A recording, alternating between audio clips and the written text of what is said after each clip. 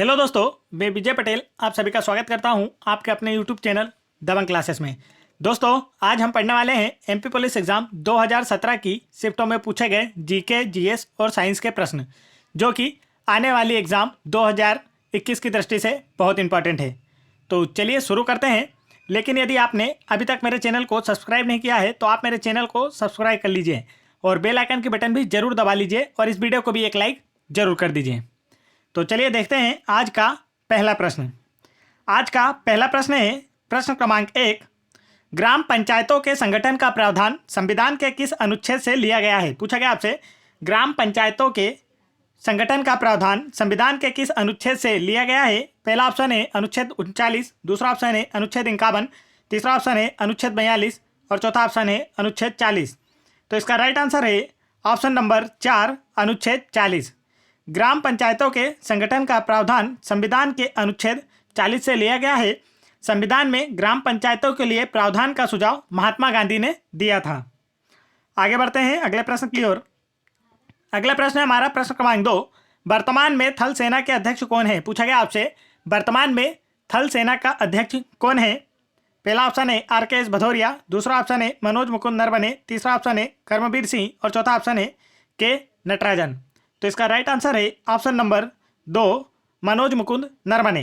मनोज मुकुंद नरवणे वर्तमान में थल सेना के अध्यक्ष हैं और प्रत्येक वर्ष 15 जनवरी को थल सेना दिवस मनाया जाता है। इसे भी आप याद रखें। आगे बढ़ते हैं अगले प्रश्न की ओर। अगला प्रश्न है हमारा प्रश्न क्रमांक 3। हृदय की गति की जांच के लिए किसका उपयोग किया जाता है? पूछा गया आपसे, हृदय की गति की जांच के लिए किसका उपयोग किया जाता है? पहला ऑप्शन है स्टेथोस्कोप, दूसरा ऑप्शन है कार्डियोग्राम, तीसरा ऑप्शन है क्रेस्कोग्राफ और चौथा ऑप्शन है सिस्मोग्राफ। तो इसका राइट आंसर है ऑप्शन नंबर 2, कार्डियोग्राम। हृदय की गति की जांच के लिए कार्डियोग्राम का उपयोग किया जाता है। आगे बढ़ते हैं अगले प्रश्न की ओर। अगला प्रश्न है हमारा प्रश्न क्रमांक 4। ग्रीन पार्क स्टेडियम कहाँ स्थित है? पूछा गया आपसे, ग्रीन पार्क स्टेडियम कहाँ स्थित है? पहला ऑप्शन है लखनऊ, दूसरा ऑप्शन है मुंबई, तीसरा ऑप्शन है कोलकाता, चौथा ऑप्शन है कानपुर। तो इसका राइट आंसर है ऑप्शन नंबर 4, कानपुर में। ग्रीन पार्क स्टेडियम भारत के कानपुर शहर में स्थित है और कानपुर उत्तर प्रदेश राज्य का एक शहर है। उत्तर प्रदेश की राजधानी है लखनऊ। उत्तर प्रदेश के सीएम हैं योगी आदित्यनाथ और उत्तर प्रदेश के गवर्नर हैं आनंदीबेन पटेल। आगे बढ़ते हैं अगले प्रश्न की ओर। अगला प्रश्न है हमारा प्रश्न क्रमांक 5। हल्दी में पीला रंग किसके कारण होता है? पूछा गया आपसे, हल्दी में पीला रंग किसके कारण होता है? पहला ऑप्शन है केरोटीन, दूसरा ऑप्शन है केसिन, तीसरा ऑप्शन है लाइकोपिन और चौथा ऑप्शन है कुरकुमिन। तो इसका राइट आंसर है ऑप्शन नंबर 4, कुरकुमिन। हल्दी में पीला रंग उसके कुरकुमिन के कारण होता है।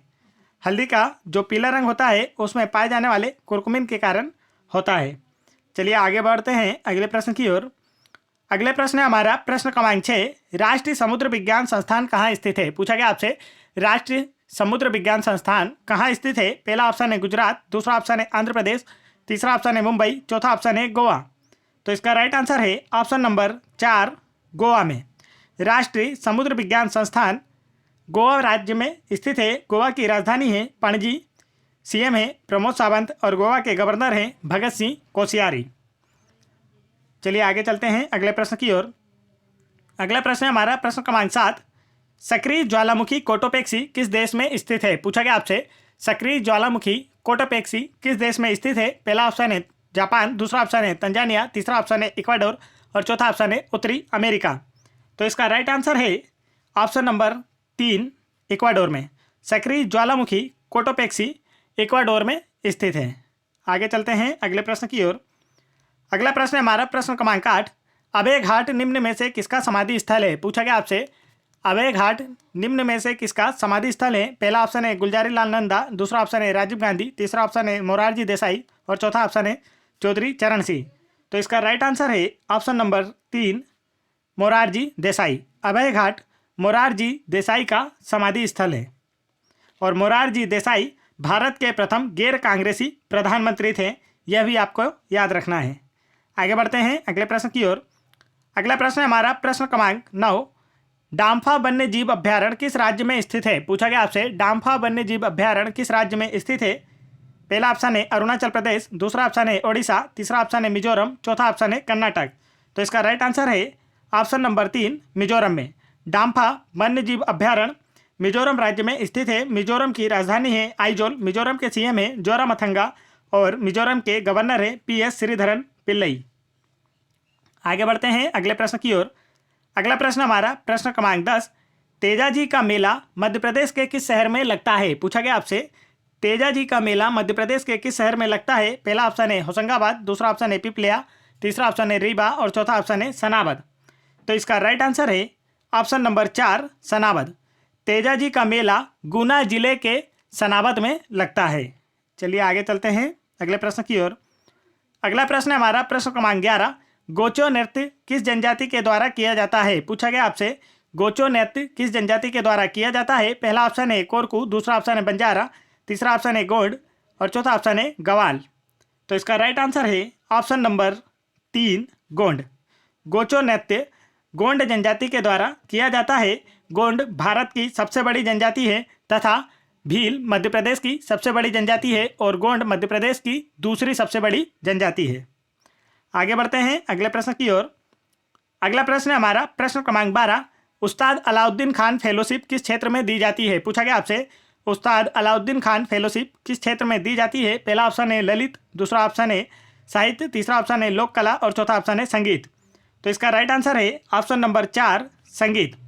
उस्ताद अलाउद्दीन खान फेलोशिप संगीत के क्षेत्र में दी जाती है। उस्ताद अलाउद्दीन खान मशहूर सरोद वादक थे।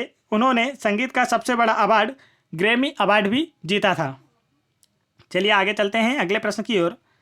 अगला प्रश्न है हमारा प्रश्न क्रमांक 13, ओरछा उत्सव का आयोजन किस स्थान पर किया जाता है? पूछा गया आपसे ओरछा उत्सव का आयोजन किस स्थान पर किया जाता है?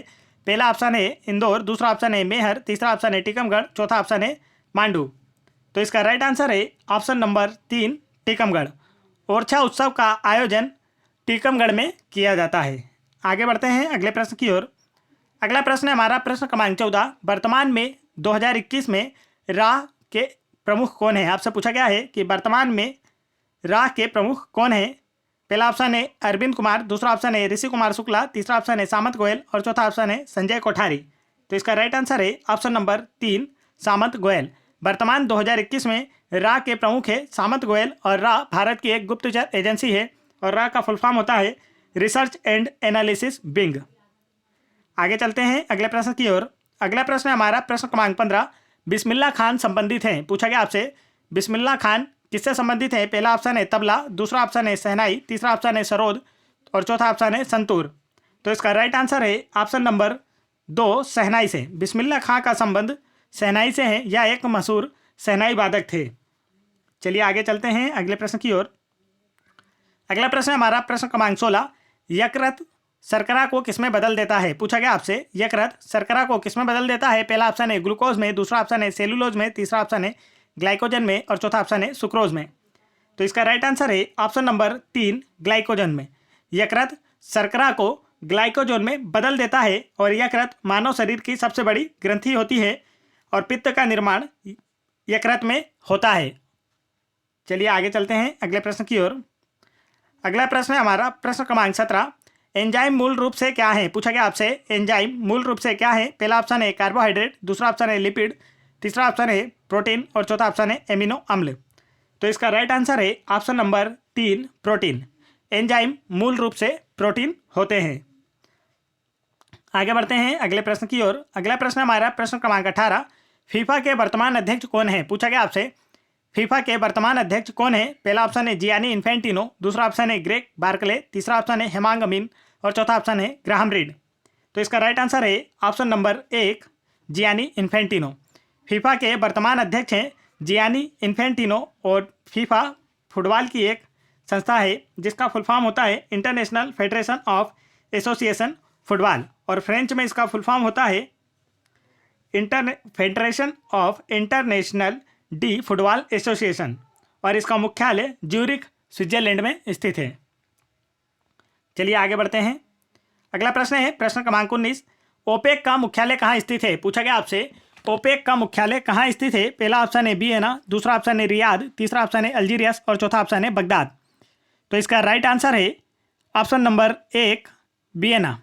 ओपेक का मुख्यालय वियना ऑस्ट्रिया में स्थित है और ओपेक तेल निर्यातक देशों का एक समूह है और वर्तमान 2021 में कतर देश ने ओपेक की सदस्यता छोड़ दी है। तो इसे भी आपको याद रखना है कि हाल ही में किस देश ने ओपेक की सदस्यता छोड़ दी है, तो कतर देश ने, और इसका मुख्यालय है वियना ऑस्ट्रिया में।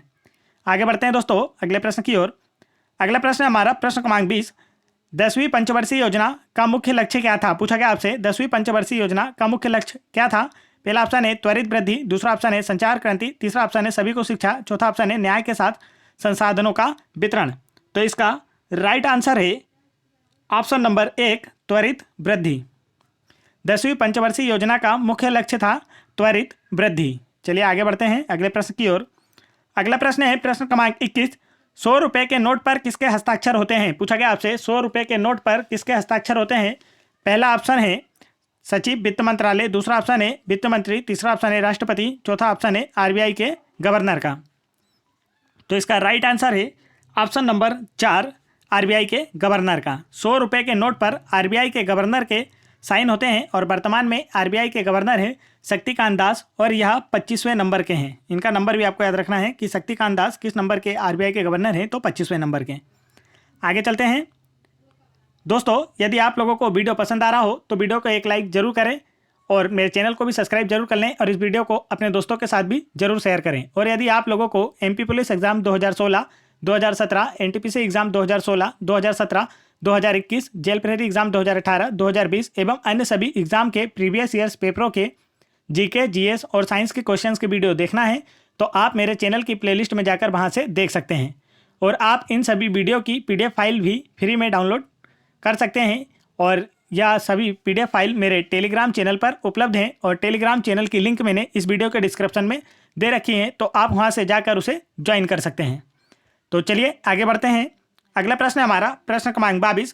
केंद्र सरकार के राजस्व का मुख्य स्रोत क्या है? आपसे पूछा गया है केंद्र सरकार के राजस्व का मुख्य स्रोत क्या है? पहला ऑप्शन है आयकर, दूसरा ऑप्शन है निगम कर, तीसरा ऑप्शन है केंद्रीय उत्पाद कर और चौथा ऑप्शन है सीमा शुल्क। तो इसका राइट आंसर है ऑप्शन नंबर 2 निगम कर। केंद्र सरकार के राजस्व का मुख्य स्रोत होता है निगम कर। आगे बढ़ते हैं। नेक्स्ट क्वेश्चन है क्वेश्चन नंबर 23।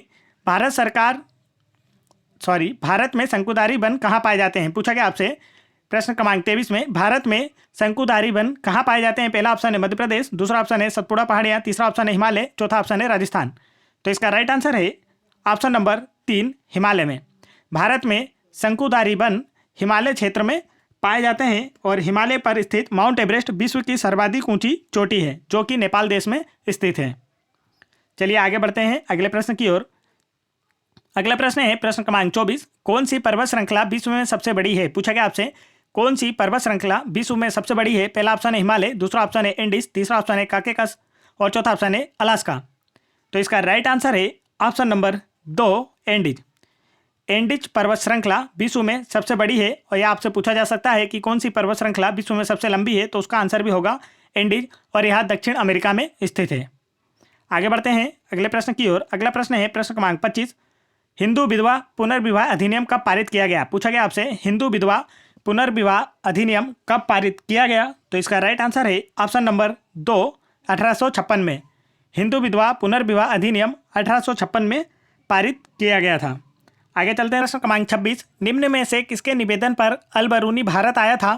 पहला ऑप्शन है मोहम्मद बिन तुगलक, दूसरा ऑप्शन है मोहम्मद गोरी, तीसरा ऑप्शन है महमूद गजनबी और चौथा ऑप्शन है इनमें से कोई नहीं। तो इसका राइट आंसर है ऑप्शन नंबर 3 महमूद गजनबी। महमूद गजनबी के निवेदन पर अल बरूनी भारत आया था और महमूद गजनबी की राजधानी गजनी थी। आगे चलते हैं अगले प्रश्न की ओर। अगला प्रश्न है हमारा प्रश्न क्रमांक 27। कुतुब मीनार के पास स्थित लौह स्तंभ किस राजा ने बनवाया था? पूछा गया आपसे कुतुब मीनार के पास स्थित लौह स्तंभ किस राजा ने बनवाया था? पहला ऑप्शन है चंद्रगुप्त मौर्य, दूसरा ऑप्शन है रामगुप्त, तीसरा ऑप्शन है स्कंदगुप्त और चौथा ऑप्शन है चंद्रगुप्त द्वितीय। तो इसका राइट आंसर है ऑप्शन नंबर 4 चंद्रगुप्त द्वितीय ने। कुतुब मीनार के पास स्थित लौह स्तंभ का निर्माण चंद्रगुप्त द्वितीय ने करवाया था। चलिए आगे चलते हैं अगले प्रश्न की ओर। अगला प्रश्न है हमारा प्रश्न क्रमांक 28। होशंग शाह का मकबरा कहाँ स्थित है? पूछा गया आपसे होशंग शाह का मकबरा कहाँ स्थित है? पहला ऑप्शन है ग्वालियर, दूसरा ऑप्शन है मांडू, तीसरा ऑप्शन है चंदेरी, चौथा ऑप्शन है बुरहानपुर। तो इसका राइट आंसर है ऑप्शन नंबर 2 मांडू। होशंग शाह का मकबरा मांडू में स्थित है। आगे बढ़ते हैं अगले प्रश्न की ओर। अगला प्रश्न है हमारा प्रश्न क्रमांक 29। प्रथम क्रिकेट विश्व कप किसने जीता था? पूछा गया आपसे प्रथम क्रिकेट विश्व कप किसने जीता था? पहला ऑप्शन है ऑस्ट्रेलिया, दूसरा ऑप्शन है भारत, तीसरा ऑप्शन है इंग्लैंड और चौथा ऑप्शन है वेस्ट इंडीज। तो इसका राइट आंसर है ऑप्शन नंबर 4 वेस्ट इंडीज ने। प्रथम क्रिकेट विश्व कप का खिताब वेस्ट इंडीज ने जीता था और भारत ने अपना पहला विश्व कप 1983 में कपिल देव की कप्तानी में जीता था तथा दूसरा वर्ल्ड कप 2011 में महेंद्र सिंह धोनी की कप्तानी में जीता था। चलिए आगे बढ़ते हैं अगले प्रश्न की ओर। अगला प्रश्न हमारा प्रश्न क्रमांक 30। पुर्तगाल देश के प्रधानमंत्री कौन है? पूछा गया आपसे पुर्तगाल देश के प्रधानमंत्री कौन है? पहला ऑप्शन है प्रविंद जगन्नाथ, दूसरा ऑप्शन है एंटोनियो कोस्टा, तीसरा ऑप्शन है एंजेला मर्केल और चौथा ऑप्शन है जेयर बोल्सोनारो। तो इसका राइट आंसर है ऑप्शन नंबर 2 एंटोनियो कोस्टा। पुर्तगाल देश के प्रधानमंत्री हैं एंटोनियो कोस्टा। पुर्तगाल की राजधानी है लिस्बन और मुद्रा है यूरो और प्रधानमंत्री हैं एंटोनियो कोस्टा। आगे चलते हैं दोस्तों, मैंने आप लोगों के लिए एक क्विज़ रखा हूं जिसका आंसर आप लोगों को मुझे कमेंट करके बताना है। तो क्विज़ है जिसका आंसर मुझे बताना है आप लोगों को, वह है अर्जुन पुरस्कार का प्रारंभ कब से शुरू हुआ था? अर्जुन पुरस्कार का प्रारंभ कब से शुरू हुआ था? इसका राइट आंसर आप लोगों को मुझे कमेंट करके बताना है। आगे बढ़ते हैं दोस्तों, यदि आप लोगों को मेरा ये वीडियो पसंद आया हो तो वीडियो को एक लाइक जरूर कर दें और मेरे चैनल को भी सब्सक्राइब जरूर कर लें और बेल आइकन की बटन जरूर दबा लें ताकि ऐसे इंपॉर्टेंट एजुकेशनल वीडियो के नोटिफिकेशन आप तक आसानी से पहुंचते रहें। और इस वीडियो को अपने दोस्तों में भी जरूर शेयर करें। जय हिंद दोस्तों।